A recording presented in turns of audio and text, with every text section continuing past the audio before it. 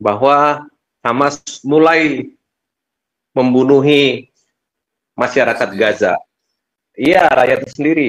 Jadi sebetulnya orang yang mungkin luput dari perhatian orang-orang, sebenarnya publik dunia itu hanya menganggap Hamas itu menyandera orang Israel. Tetapi sebetulnya yang terjadi kenyataannya Pak Paul, itu Hamas itu menyandera rakyat Palestina sendiri. Jadi rakyat Palestina, rakyat sipilnya itu selama bertahun-tahun, 20 tahun lebih, mereka indoktrinasi dengan pendidikan yang sifatnya itu antisemitik, anti Yahudi, anti minoritas.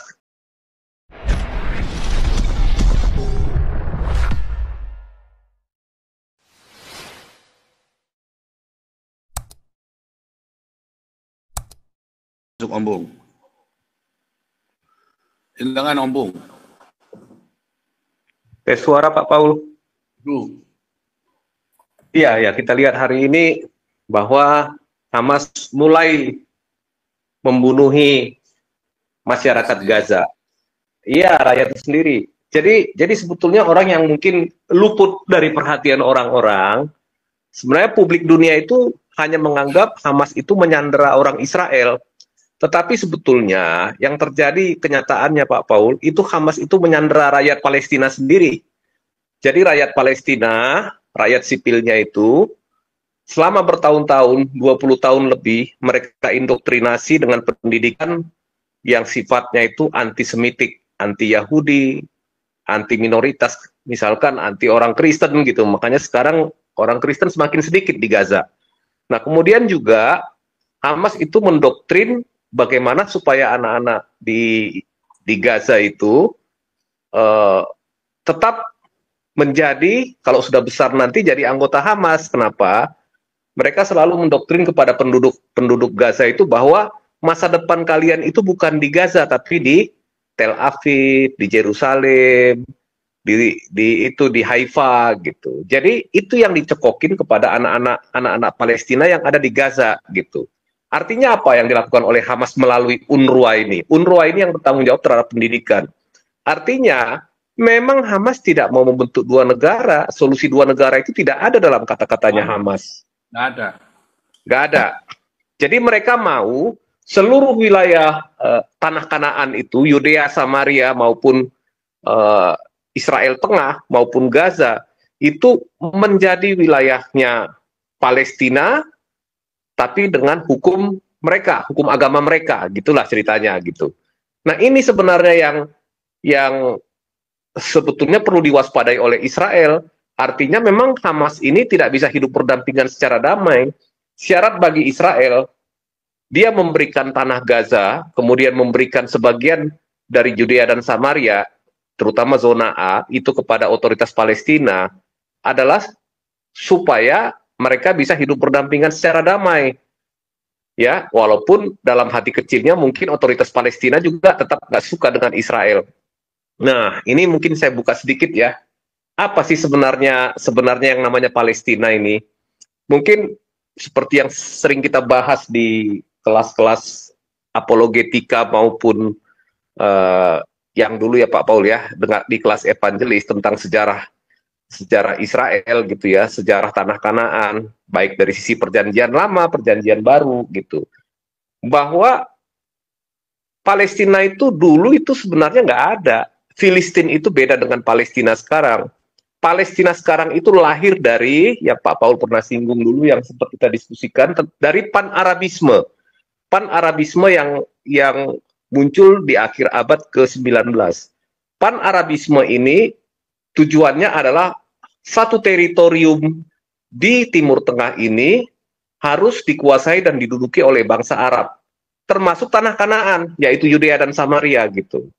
Nah, pada waktu itu Pan-Arabisme ini tidak ada, masih kira-kira di abad ke-19, tidak ada kata bangsa Palestina di situ gitu. Tetapi sejak mulai tahun 1964 istilah ini dipopulerkan, seolah-olah orang-orang Arab yang sebenarnya Arab yang ada di Gaza, Arab yang ada di Yudea dan Samaria itu campuran dari berbagai etnis Arab. Etnis Arab ini juga nggak satu, itu ada bermacam-macam gitu ya. campuran etnis Arab dan beberapa campuran dari orang Turki, mungkin dari Asia Tengah juga, kawin campur. Itulah yang menjadi warga-warga Arab yang disebut yang mungkin orang sebut sebagai Palestina sekarang. Dulu nggak disebut Palestina, hanya disebut warga Arab saja. Nah, tapi kedekatannya itu di Judea dan Samaria kan dekat dengan Jordania. Di Gaza dekat dengan Mesir. Nah, kembali lagi, sebenarnya gerakan kemerdekaan Palestina ini adalah kisah lanjutan dari pan-Arabisme tadi, Pak Paul, yang pernah kita bahas dulu beberapa tahun yang lalu ya. Pan-Arabisme, satu nasionalisme Arab, untuk apa? Untuk menolak keberadaan negara Israel dan menolak keberadaan bangsa Yahudi di Timur Tengah. Meskipun secara historis, kita lihat dari Abraham, Ishak dan Yakub, bangsa Yahudi, ya, negara Israel sejak Daud diangkat menjadi raja Israel, kemudian sejak Saul, kemudian kita lihat dari tanah Kanaan itu adalah yang diberikan kepada Abraham, Ishak dan Yakub. Di situ belum ada yang namanya Palestina, belum ada yang namanya negara Palestina, Sultan Palestina. Bahkan bahasa Palestina pun nggak ada. Artefak sejarahnya, artefak arkeologinya nggak ada yang namanya Palestina. Nah itu. Nah jadi ini sebenarnya pan-Arabisme ini dipelihara oleh negara-negara Arab. Ya, yang sekarang ada ini. Untuk apa? Untuk memusnahkan Israel dari sejak tahun 1948.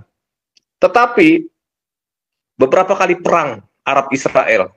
Arab-Israel 1, 1948, Arab-Israel 2, 1956, Arab-Israel 3, 1967, belum lagi Yom Kippur yang keempat, belum lagi Perang Libanon 1, Perang Libanon kedua, belum lagi operasi-operasi klandestin ataupun anti teror yang dilakukan oleh Israel. Udah sangat banyak sekali. Tetapi hasilnya apa? Hasilnya negara-negara Arab tidak bisa menghancurkan Israel, tidak bisa menggenosida bangsa Yahudi seperti yang dilakukan oleh oleh Amin al-Husaini, mufti Yerusalem yang dekat dengan Adolf Hitler, yang memberikan paksaan dan tekanan kepada Adolf Hitler untuk memusnahkan bangsa Yahudi dalam kamp konsentrasi. Termasuk yang kita tonton filmnya itu di Auschwitz. Kalau ya, bagi teman-teman yang nonton film Schindler's List dan film-film yang lain itu banyak ya bukti-bukti sejarahnya yang diangkat menjadi film. Nah, itu diulang kembali pan-Arabisme ini. Nah, cuman sekarang persoalannya zaman sudah berubah, Pak Paul. Kalau memang negara-negara Arab masih terjebak dengan paradigma, istilah Pak Jenderal kita pinjam dulu ya, paradigma pan-Arabisme dengan memusuhi Israel, sementara tantangan zaman sudah berubah. Ya sebentar lagi kan kita lihat tahu kan minyak bumi habis. Negara Arab itu bukan negara industri. Kebanyakan negara yang hidup dari minyak bumi dan hasil alam dan turisme. Kalau misalkan mereka tetap memerangi Israel, tapi Israel nggak mati-mati, nggak hancur-hancur, apa yang terjadi? Sumber daya yang dimiliki oleh negara-negara Arab ini akan habis untuk berperang, tapi sia-sia gitu. Meskipun mereka dimotivasi oleh ideologi dari abad ke-7, tapi nggak pernah berhasil gitu. Kenapa? Yehova Elohim melindungi bangsa Israel. Tuhan yang benar melindungi bangsa Israel, Pak Paul. Gitu.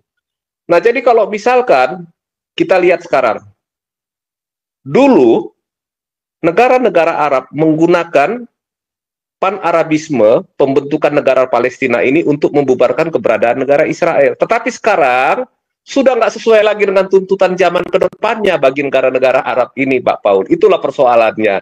Tapi mereka sudah terikat dengan perjanjian darah ini untuk memusnahkan Israel ini. Jadi untuk melepaskan diri dari apa yang mereka inginkan di masa lalu, dari bayang-bayang masa lalu daripada keinginan mereka itu nggak bisa, gitu, sulit, gitu.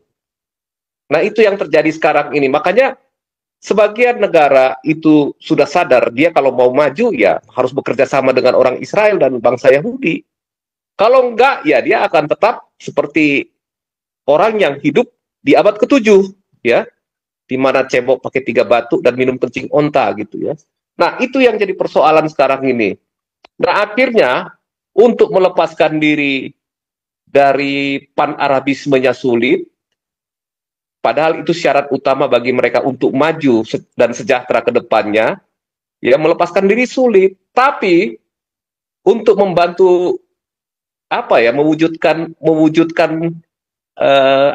framing tentang keberadaan negara Palestina, proksi tentang keberadaan negara Palestina yang sebenarnya secara historis tidak ada buktinya dan baru ada dikenal di tahun 1964 sesudah dikenalkan oleh Yasser Arafat istilah itu susah gitu.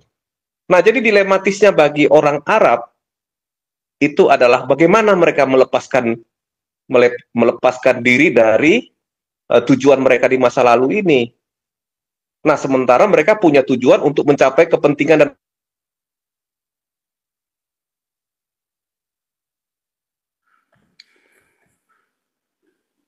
Ini yang hilang punya saya atau punya Ompong ya?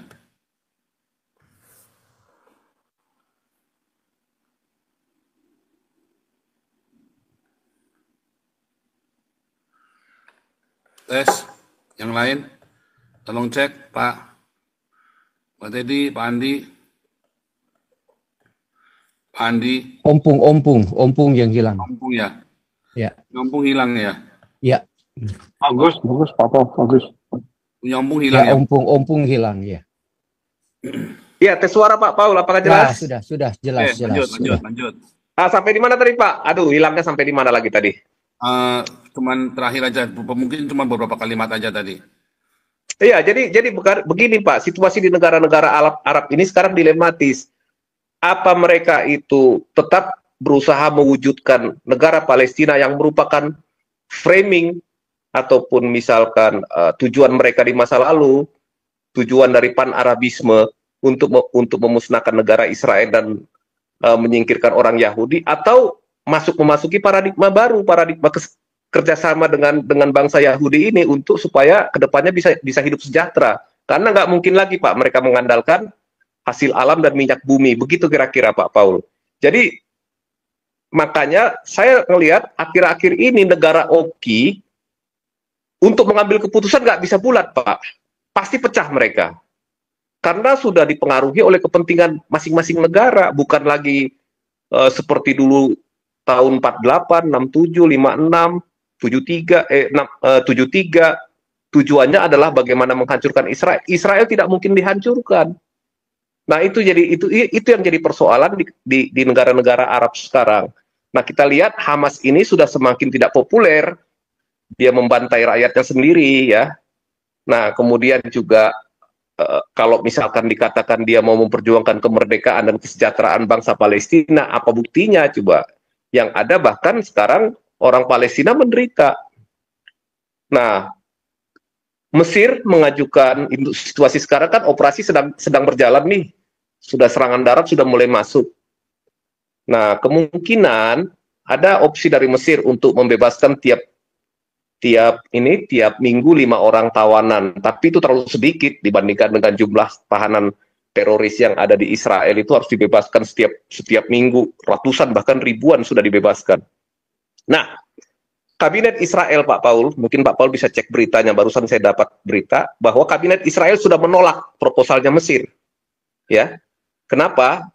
Ya, kabinet Israel tetap bersiteguh untuk melanjutkan pressure lewat kekuatan militer sampai Hamas meletakkan senjata dan pemerintah Israel akan menjamin mereka pergi ke luar negeri tanpa diganggu gitu. Tetapi harus meletakkan senjata dan membiarkan rakyat Palestina yang di Gaza itu pergi mencari tempat yang membuat mereka lebih sejahtera, misalnya entah ke Mesir atau ke Jordan atau ke negara-negara barat atau kemana lah gitu ya. Jangan lagi menyandera rakyat Palestina sendiri, begitu Pak Paul. Oke, itu dulu sementara Pak Paul. Silakan. Ya, Prof. Munji